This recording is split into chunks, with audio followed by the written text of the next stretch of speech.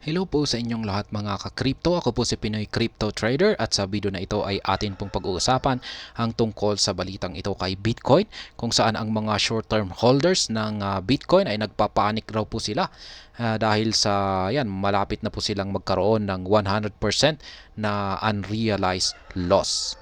Ayan, talo po. Yan, natatalo po sila yung mga short-term holders ni Bitcoin. At yan po ang ating alamin kung ano nga ba ang dahilan dito.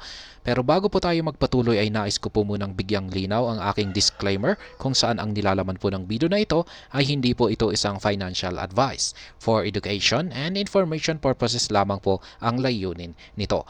Maliban po dito ay nais ko na rin pong magbigay babala na wala pong kahit anumang group chat ang Pinoy Crypto Trader. Ayan. Bitcoin speculators are dealing with a degree of panic as their Bitcoin holdings sit in an unrealized loss, says Glassnode. Ayan. Ngayon ay halos lahat po talaga ay mga investors ng Bitcoin ay talagang nasa losing side. Yan, nasa losing side po tayo kasi bear market po kasi tayo ngayon. Ang direction ng market ay pabagsak. Yan, market trend. Bitcoin, ayan, speculators are in panic mode as nearly all of them are in the red, research says. Ayan, pag sinabi nating red ay bagsak. Yan, talo, loss. Ayan, nagkukulay red. In the latest edition of its weekly newsletter, the week on-chain analytics firm Glassnode revealed 95% unrealized losses among Bitcoin's short-term holders. Ayan, 95% po yung mga talunan dito kay Bitcoin.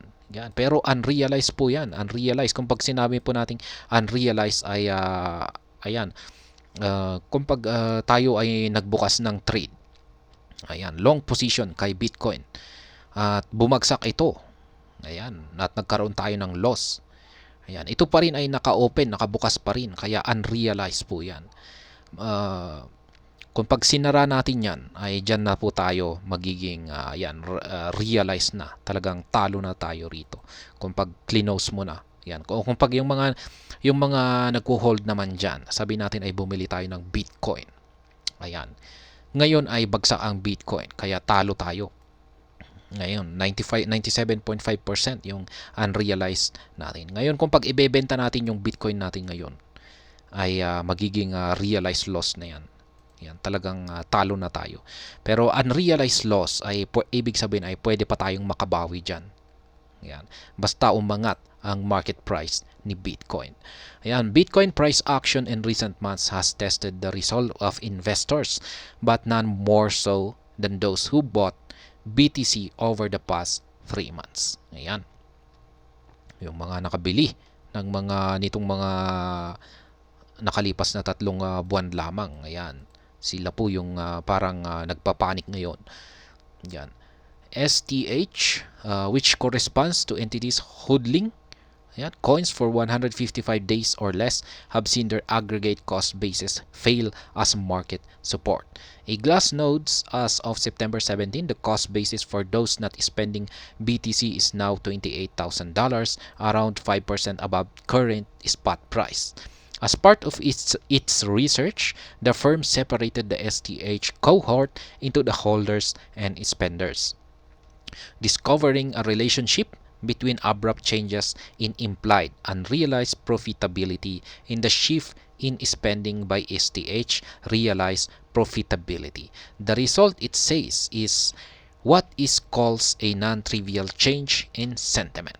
From this perspective, we can see that the cost basis of STH who are spending fell below the cost basis of holders as the market sold off from 29K to 26K in mid-August. The week on-chain explained.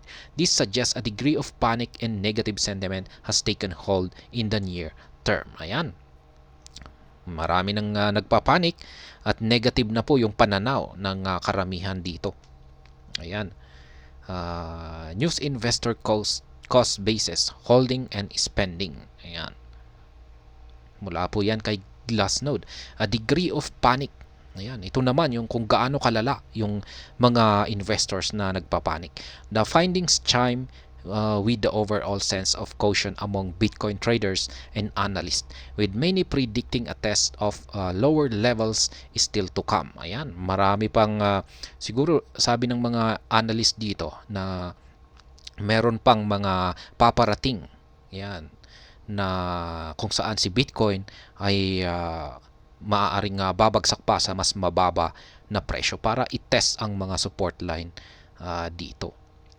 Yan, opinion is far from unanimous. However, as optimists eye a change of fortunes for BTC price performing beginning in quarter 4. Ayan, magkakaroon daw po ng isang pagbabago sa performance ni Bitcoin. Ayan, sa simula ng quarter 4 or fourth quarter.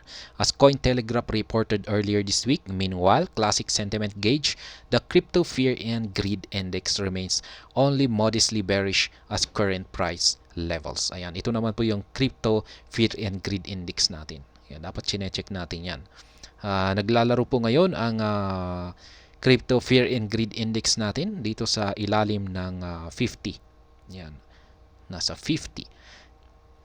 Nonetheless, for ETH, the threat of permanent loss appears to feel all too real. Glassnode's analysts unveiled a trend confidence metric which subtracts spender cost basis from holder cost basis and divides by the BTC price. The Bitcoin market is experiencing a non-trivial shift in sentiment, with almost all short-term holders now underwater on their supply, the firm wrote in part of its conclusion. Ayan, underwater na raw yung mga short-term holders. Ayan, ibig sabihin ay talagang nasa losing side. Ayan. This has resulted in a negative shift in sentiment, with an investors spending now having a lower cost basis than the rest of the cohort. This suggests a degree of panic is dominating this group, which is the first time since FTX collapse. Ayan, marami na pong nagpapanik. At masasabi kong normal lamang po talaga yan, lalong-lalo na sa mga investors na talagang nag-uumpisa pa lamang. Yan, yung mga baguhang mga investors dyan. Ayan, na hindi sanay sa pagbagsak ng Bitcoin. Ayan, sila po yung nagpapanik. At yung mga iba ba, dahil sa kanilang sobrang takot, ay ililiquidate na lamang nila yung kanilang Bitcoin asset. Yan, ibig sabihin na ibebenta na lamang nila ito kasi dahil sa sobrang takot. Yan, pero ang masasabi ko rito bilang isang investor ay patibayan lamang yan. Yan, dapat matibay ka sa pag-hold. Ganyan lang lamang po ang labanan dito. Ayan, dapat matibay ka. At kung meron ka talagang malakas na tiwala kay Bitcoin na darating din ang tamang oras or panahon na aakyat ito at magbibigay ng ROI, ay yan po dapat ang iniisip natin. Ayan, kasi nandyan po naman yan. Nandyan po si Bitcoin. At basta tayo ay magtiwala lamang na yan, darating din ang bull market at dyan tayo makakabawi.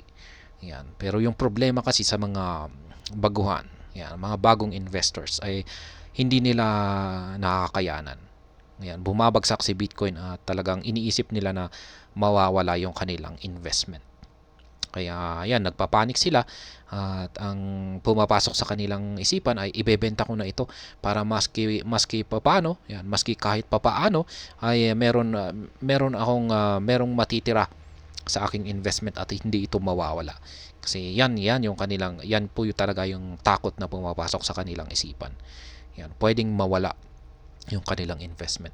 Pero ayan, yung laging sinasabi ng mga investors ay ayan, huwag kasi nating ilagay ang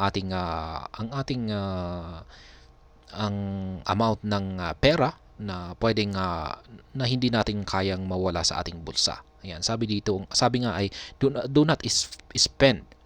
Yan. Do not spend the amount that you cannot afford to lose. Yan. Kaya dapat ang ilagay mo lamang dito ay yung ayos lang. Ayan, ayos lang para sa iyo. Ayan, kahit ito ay matalo. Ayan. Yan ang karaniwang dinaranas ng mga nagpapanit ngayon na mga holders. At ayan, hanggang dito na lamang po tayo sa video na ito. Sana po ay inyong nagustuhan ang aking paliwanag dito. Kung inyo po itong nagustuhan ay pakiclick lamang po ang like button nito. Para naman po sa mga bago lamang dito, kayo po ay aking inaanyayahan para mag-subscribe. Pakiclick na rin po ang bell icon nito dahil ito po ang siyang magsisilbing notification nito sa mga bago kong videos na akin pong ina-upload sa aking YouTube channel na ito. Marami pong salamat sa panonood. Ingat po tayo lagi at God bless po sa ating lahat.